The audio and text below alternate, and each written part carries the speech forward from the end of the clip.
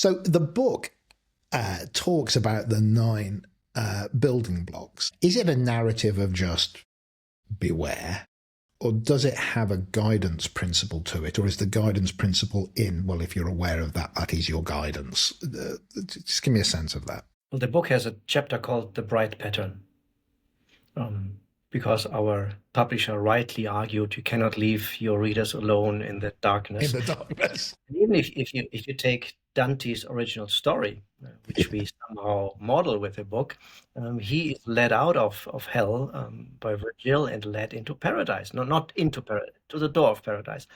So at least we have to lead our readers. Give people a doorway. Exactly. And that's what we do. So we have a bright pattern that reflects the 9 building blocks and says these are the 9 things you could do to avoid becoming the next Theranos or the next Dieselgate, to not destroy your culture. And that includes things you can do as a person to protect yourself against falling for the wrong behavior, as a leader creating the wrong culture for your team, but also as an organization not to create a system that pushes people into the dark pattern. There is something about how, I think for an individual and for a team and then for an environment, it's not so much how do you see the back of your own head, which could be an element to it, but actually do you care enough to put a system in place that will send up an alarm bell that you would pay attention to, which takes a very interesting, and I think this idea of ethics in business is under considered, actually, because if I look at just private equity buying a business, there's going to be a turnaround in a certain amount of time. There's a 3-5 year funnel, whatever it is. At the start, everybody's in a good spot, great culture, commercial imperatives. Are we all on the bus? Bingo. And then every year it gets worse.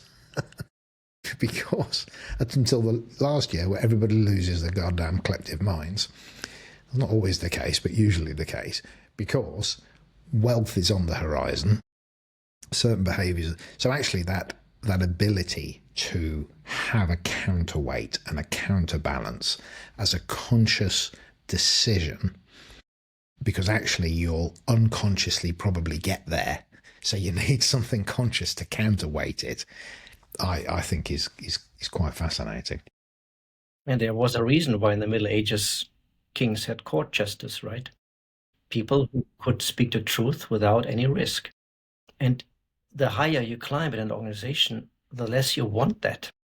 You don't want people telling you what you do is problematic because you have been right so often. Otherwise, you wouldn't be the CEO or the CFO. And everyone who tells you what you do is problematic could also be someone who wants your job, is a threat. So you surround yourself by psychopaths, people who always tell you what you do is great and amazing. So you lose contact with reality over time. Having a court jester would help organizations, I think.